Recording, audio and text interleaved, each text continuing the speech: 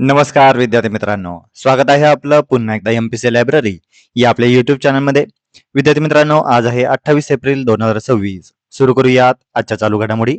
आज आपण पाहणार आहोत जगातील पहिले एअर टॅक्सी स्टेशन हे कुठे सुरू झालेले आहे या संदर्भात माहिती. 800 चौकार मारणारा पहिला फलंदाज हा कोण ठरलेला आहे या संदर्भात माहिती. तसेच महाराष्ट्र SC/ST आयोगाचे नुकतेच विभाजन करण्यात आलेले आहे या संदर्भात देखील आपण आज माहिती पाहणार आहोत. त्यामुळे या संपूर्ण महत्त्वपूर्ण चालू घडामोडी व्यवस्थितपणे समजून घेण्यासाठी व्हिडिओ शेवटपर्यंत अवश्य पहा. सर्वप्रथम कालचा एक प्रश्न. काल व्हिडिओच्या शेवटी मी तुम्हाला एक प्रश्न विचारलेला होता.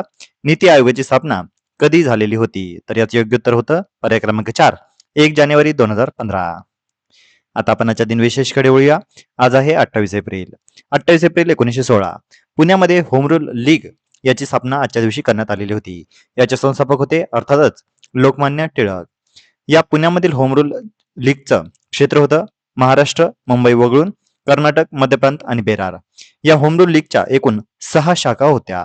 त्यामुळे इतिहासाच्या अनुषंगाने आपल्याला होम रूल लीग या संदर्भाची माहिती असणं आवश्यक आहे. आणि आजच्याच दिवशी होम रूल लीगची स्थापना ही 1916 या वर्षी झालेली होती. 28 एप्रिल 1854 लोकमान्य टिळकांचे निकटचे सहकारी वासुकाका जोशी यांचा जन्मदिवस. 28 एप्रिल 1740 थोरले बाजीराव पेशवे उर्फ श्रीमंत बाजीराव बल्लाळ भाळाजी भट यांचे नर्मदा तीरी रावेरखेडी या ठिकाणी निधन.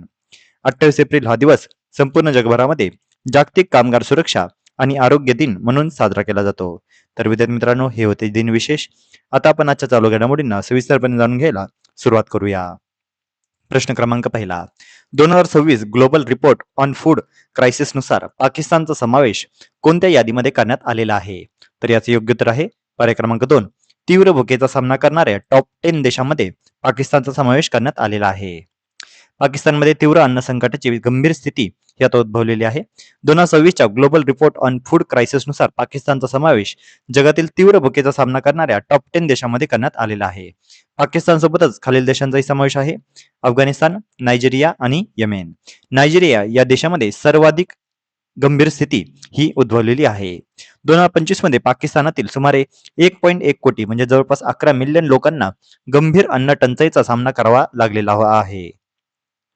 आता यामागची प्रमुख कारणे काय?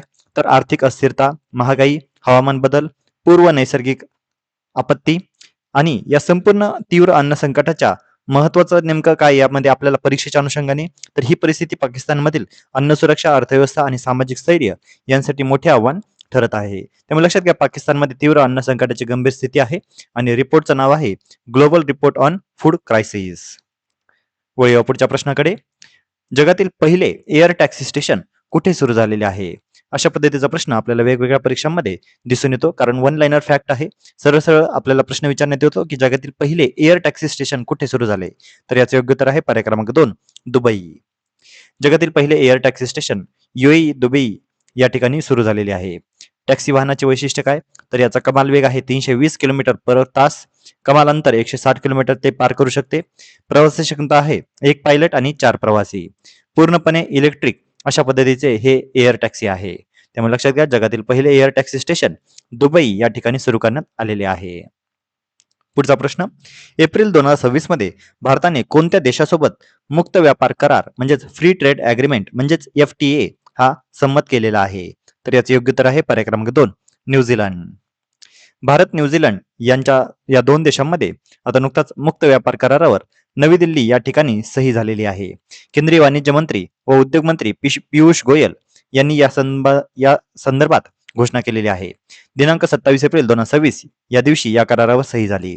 हा करार दोन्ही देशांतील आर्थिक, व्यापारिक आणि गुंतवणूक संबंध अधिक मजबूत करण्यासाठी महत्त्वपूर्ण पाऊल मानला जात आहे. पुढील 5 वर्षांमध्ये द्विपक्षीय व्यापार दुप्पट करून 5 अब्ज अमेरिकी डॉलर पर्यंत नेणे असे यामध्ये उद्दिष्ट आहे. या कराराचं महत्व काय? तर व्यापार वाढीस चालना, निर्यात आयात सुलभता, गुंतवणुकीच्या नव्या संधी, तसेच कृषी, तंत्रज्ञान आणि उद्योग क्षेत्रामध्ये सहकार्य वाढ अशा पद्धतीचा या करारामध्ये नमूद करण्यात आलेला आहे. याचा संभाव्य परिणाम काय होऊ शकतो? तर भारतीय उद्योगांसाठी न्यूझीलंड ही बाजारपेठ अधिक खुली होणार आहे.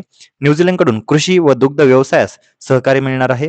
तसेच द्विपक्षीय आर्थिक भागीदारी अधिक मजबूत देखील होणार आहे. त्यामुळे लक्षात घ्या, एप्रिल 2026 या महिन्यामध्ये भारत आणि न्यूझीलंड या 2 देशांमध्ये आता FTA साइन झालेला आहे आणि आपल्याला परीक्षेमध्ये अशा पद्धतीचा प्रश्न हा विचारण्यात येऊ शकतो. पुढचा प्रश्न, IPLच्या इतिहासामध्ये 800 चौकार मारणारा पहिला फलंदाज कोण ठरलेला आहे? तर याचे योग्य उत्तर आहे पर्याय क्रमांक 3, विराट कोहली. इतिहासामध्ये 800 चौकार मारणारा पहिला फलंदाज ठरलेला आहे विराट कोहली. विराट कोहलीने IPL मध्ये अतिशय उत्तम असे विक्रम केलेले आहेत. त्यातीलच एक म्हणजे आता 800 चौकार मारणारा तो इतिहासातील पहिला खेळाडू ठरलेला आहे. तसेच 300 षटकार एकाच संघाकडून मारणारा तो देखील पहिलाच फलंदाज ठरलेला आहे. तसेच IPL मध्ये सर्वाधिक धावा या देखील विराट कोहलीच्याच नावावर आहेत. जवळपास 8,900 पेक्षाही अधिक धावा या विराट कोहलीच्या नावावर आहेत. पुढचा प्रश्न, महाराष्ट्रामध्ये SC/ST आयोगाचे विभाजन करून किती स्वतंत्र आयोग स्थापन करण्यात येणार आहेत? तर याचे योग्य उत्तर आहे पर्याय क्रमांक 2, 2. महाराष्ट्र SC/ST आयोगाचं नुकतंच विभाजन करण्यात आलेलं आहे. महाराष्ट्र राज्य अनुसूचित जाती आणि अनुसूचित जमाती आयोग आता विभाजित करून 2 स्वतंत्र आयोग स्थापन करण्यात येणार आहेत. पहिला आयोग आहे महाराष्ट्र राज्य अनुसूचित जाती आयोग म्हणजेच SC कमिशन आणि महाराष्ट्र राज्य अनुसूचित जमाती आयोग म्हणजेच ST कमिशन. म्हणजेच केंद्राच्या धर्तीवर आता 2 वेगवेगळे आयोग हे महाराष्ट्रामध्ये स्थापन करण्यात येणार आहेत. SC आयोगाचे नाव आता अधिकृतपणे अनुसूचित जाती आयोग असे करण्यात येणार आहे. केंद्राच्या धर्तीवर स्वतंत्र आयोगाची निर्मिती करून SC आणि ST घटकांच्या सामाजिक, शैक्षणिक आणि आर्थिक प्रश्नावर अधिक प्रभावीपणे काम केले जाणार आहे. ST आयोगासाठी 26 नवीन पदे आणि 4.20 कोटींची तरतूद देखील करण्यात आलेली आहे. महत्व काय, तर राज्यातील अनुसूचित जाती व जमातींसाठी स्वतंत्र, सक्षम आणि वैधानिक संरक्षण व्यवस्था आता मजबूत होणार आहे. त्यामुळे लक्षात घ्या, महाराष्ट्र SC/ST आयोगाचे नुकतेच विभाजन करण्यात आलेले आहे आणि 2 स्वतंत्र आयोग आता स्थापन करण्यात येणार आहेत. तर विद्यार्थी मित्रांनो, या होत्या आजच्या चालू घडामोडी. आजच्या महत्त्वपूर्ण चालू घडामोडीवर आधारित मी आता एक प्रश्न विचारणार आहे, ज्याचं उत्तर तुम्ही सर्वांनी आता कमेंटमध्ये द्यायचं आहे. प्रश्न नीट ऐका. महाराष्ट्र राज्य अनुसूचित जाती जमाती आयोगाचे नवीन अधिकृत नाव आता काय झालेले आहे? तर यासाठीचे पर्याय आहेत पर्याय क्रमांक 1, सामाजिक न्याय आयोग, पर्याय क्रमांक 2, अनुसूचित जाती आयोग, पर्याय क्रमांक 3, राज्य संरक्षण आयोग आणि पर्याय क्रमांक 4, वैधानिक आयोग. तर विद्यार्थी मित्रांनो, अतिशय सोपा प्रश्न आहे. तुम्ही सर्वांनी आता या प्रश्नाचं योग्य उत्तर कमेंटमध्ये द्यायचं आहे. जे कोणीही विद्यार्थी या प्रश्नाचं योग्य उत्तर कमेंटमध्ये देतील त्याच्या कमेंटला नक्कीच लाईक देखील देण्यात येईल. तर विद्यार्थी मित्रांनो, या होत्या आजच्या चालू घडामोडी. तर अशाच अधिकाधिक इन्फॉर्मेटिव्ह कंटेंटसाठी आपली MPSC लायब्ररी या YouTube चॅनलला सबस्क्राईब आणि शेअर करायला अजिबात विसरू नका. धन्यवाद.